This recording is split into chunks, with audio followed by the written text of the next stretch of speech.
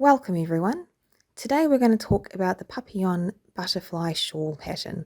This pattern has been really popular. It has this glorious multi-layered swirling rainbow stained glass effect, and it looks simply spectacular. A lot of people want to make one but feel that it's too complex for them. So today I want to talk about what's involved in this pattern so you can understand it. And if you've bought it and you've opened the pattern up and gone, oh gosh, this is too overwhelming, hopefully this will help you pick it back up again and get into it. Now the great thing with this pattern is although it looks incredibly complex, it's actually really straightforward to make.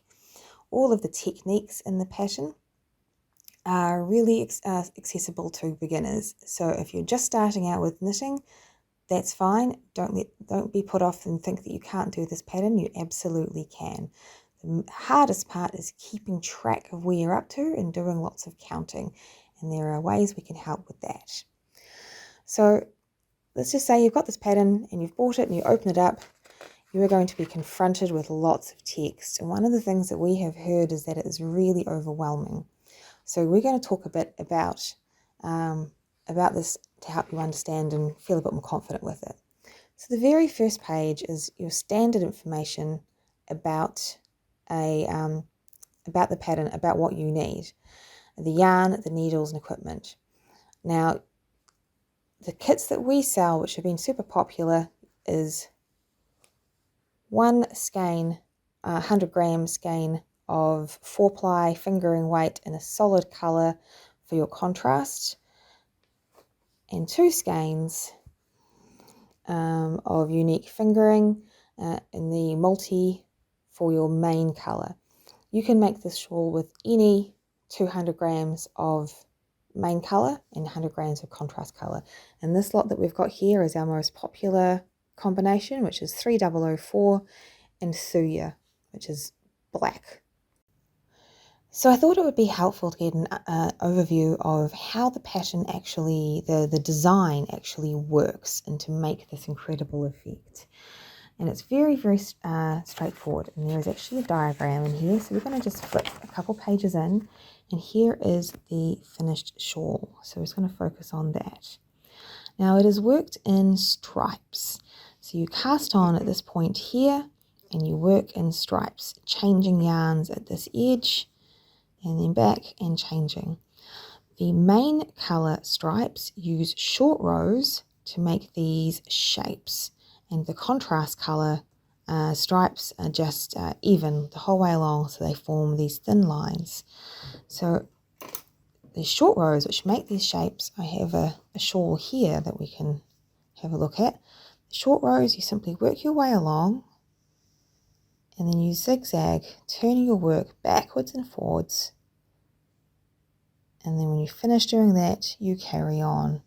So you can see here that I have striped between this colour with the short row and the indigo. So it's just stripes. When you realise it's just stripes and you're just changing colour at the end, that helps a lot. So the stripes are organised into sections, and there are 3 sections overall. Section 1 ends with this strong border, section 2 ends with this one, and then section 3 ends with the cast off. Each section has 10 main colour stripes and with the contrast colour in between. So there's 10 of the main colour stripes, each of those stripes having these shapes in them. So there's 10 in here, 10 in here, and then 10 in here, plus the pods at the cast off. So understanding how that works will help you pick your yarn. So there are 2 ways really that you can do this. The way that they've got in this diagram is for each of those first 5 of the 10 main colour stripes, you use a different colour yarn. And then for stripes 6 through 10, you reverse that colour order. That means you use 6 colours in total, and you get this quite symmetrical look where these central pods are the same colours and these end points are the same colours. If you want the stained glass rainbow effect like this, that Papillon is famous for, then you only need 2 colours. You need your solid contrast colour, and you need your multicolour main colour. So you do all of your main colour stripes in the same yarn, and the short rows will allow that colour change to create those pods and swirls of colour. If you order a Papillon kit from us, this is what you will get. So now that you've understood how the shawl design works, we can look at the pattern document. So page 1 is really standard information that most patterns have about the yarn that you need, the tools that you need, abbreviations and things like that. So it will say here that if you're using for 2 colours, you're going to use 2 of your unique fingering and 1 of your contrast colour, which we've used the harvest fingering. It's also got some information about gauge and the other tools that you need. You are going to need a suitable needle for working with 4-ply or fingering weight yarn. The pattern recommends a 3.5 or as needed to get gauge. It also recommends that you use stitch markers. Now the stitch markers are really useful for helping you keep track, and there is a note in here about them that we're going to come back to shortly. You're going to need about 50 stitch markers roughly, and we recommend that you use them, because there are so many, that you use light small profile ones. So these bulb markers by Hire or something similar to that, rather small light markers, are the best, rather than the those really fun ones with charms. You can use those of course if you like, but 50 of them is going to add a bit of weight to your work. Then the next page is this thing, and this is where a lot of people get stressed, but we're going to come back to this. The next page is this diagram and these notes, and we're going to come back to this as well. So now we're going to get into the pattern proper. So this is the 5th page of your document, but down here in the corner it says page 1, and this is the first page of your knitting instructions. So up here in the top left hand corner is where you cast on. Now we talked earlier about how the shawl was divided into 3 sections, and here is that same diagram, and I have cut it into those 3 sections. So when it says here section 1 and it shows that picture, it is literally that first section of the shawl. And then when I printed this, I've skipped some pages, but here is section 2, and this is section 2. Now because this is a little bit more awkward to fit in a document, this only shows half of section 2. But when you are in section 2, this diagram here helps you keep track of where you're working, and it is that part there. And then when you get to section 3, that is this part of the shawl. And the same again, this doesn't fit so well. So it's folded in half, and that shows you what you are working. So you start casting on at the beginning of section 1. So the first thing to understand is, what are all of these numbers? So the example diagram that has been used here to help you navigate the pattern has been done in the 6 colour option, where each main colour row is a different colour of yarn. And as I said, there are 10 main colour stripes, each with different short rows to create these shapes. So these numbers here are the 10 main colour short rows, and they match these numbers here, main colour, stripe 1, main colour, stripe 2, 3, 4. So they're the ones in square brackets at the end. Now this little colour in here and the description here is telling you what yarn has been used in the example diagram to make that stripe. So this here, stripe 3, has been made in colour 3 mulberry, which is just a way of double checking that when you are comparing the work in your hands to the pattern, that you can find that section stripe 3 is made in colour 3 Marlborough.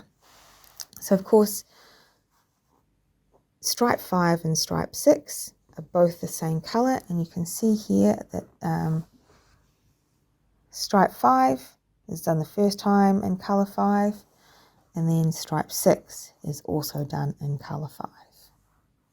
So that there, and it repeats in section 2 where you have stripes 12 through 20, and here we've got starting with 12, and in section 3 where we've got stripes 21 through 30, and you can see it starting up here.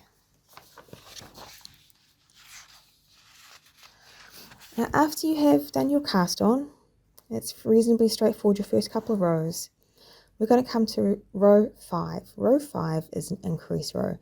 Now all of the short rows that make up these shapes in your main colour stripes are started and finished on the wrong side of the main colour stripe, and increases are always done on the right side.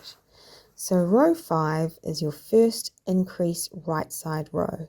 So you're going to knit a stitch and do your increase, knit to your centre marker, do an increase, slip a marker, knit 1, slip marker, do your increase, knit to the last, increase and knit 1. So the markers are placed here in row 4, and they're placed on either side of this central stitch. So this spine is going to just carry on the whole way, and you increase here and here, and at the beginning and end of the row. And that is row 5 is your increase row. And then row 6 is a wrong side row that you just knit. Nothing else. No short rows, no increases, no nothing. These two rows, 5 and 6, you repeat here, and then you are going to repeat them many times throughout. Work rows 5 and 6, work rows. So whenever it says rows 5 and 6, you do your increase row 5 and your wrong side knit row 6.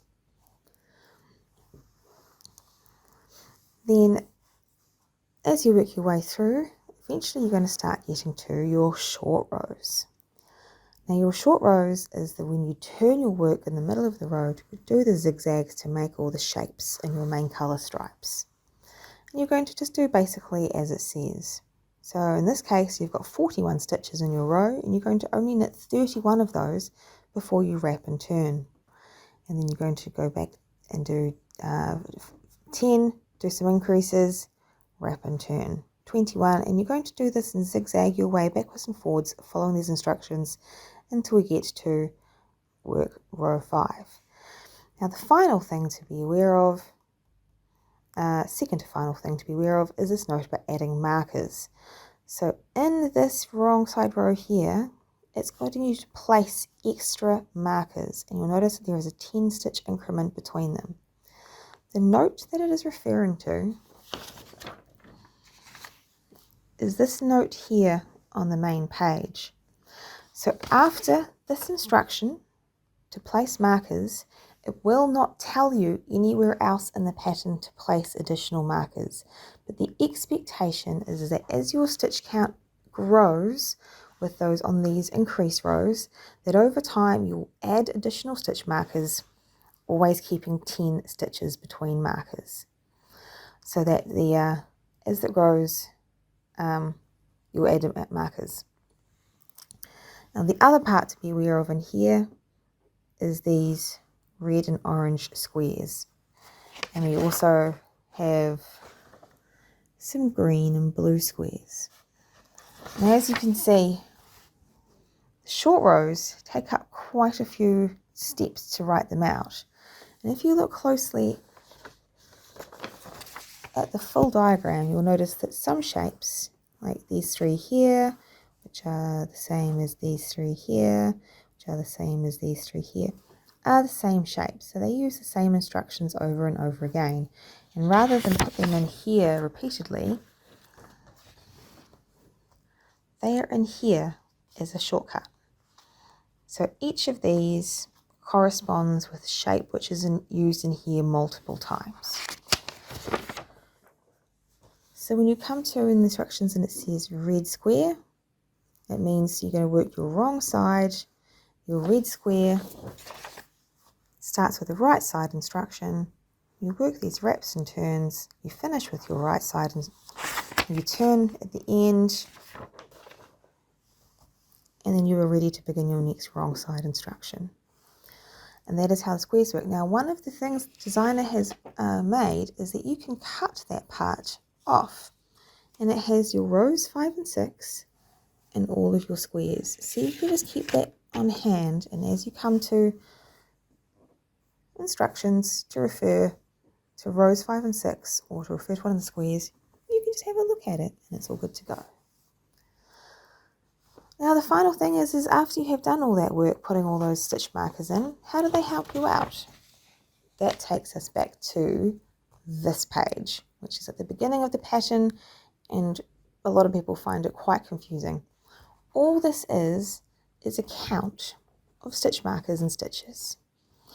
So in the pattern itself, it will tell you, for example, at the end of main colour stripe 5, after you've worked rows 5 and 6, there are 95 stitches. And in here, you can find where you finish your main colour stripe 5, you've done your rows 5 and 6, and there is your 95 stitches. Now you could count 95 stitches, but if you've been diligently putting in your stitch markers at 10 stitch increments, you don't have to count all 95. Instead, it is telling you that you will have 12 stitches, and then you will have 3 lots of 10, which means you only have to count 3 stitch markers. Then 5 stitches, your center stitch, 5 stitch, 10 stitch markers, and 12.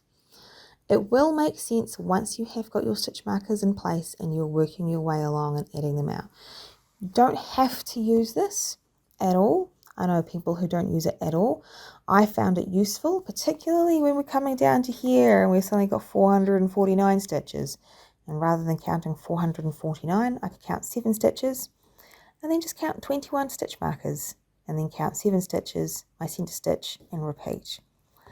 If you suddenly find that you're out, something isn't working, you can count your sets of 10 between each stitch marker, and it's much easier to count 1 to 10 repeatedly.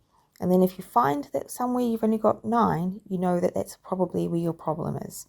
So this is a useful tool to help you keep track of all the counting, but it's totally voluntary. It's just there to help you out. You don't have to use it. So with those tips in mind, you've got everything you need to be able to read this document and make this amazing Papillon shawl.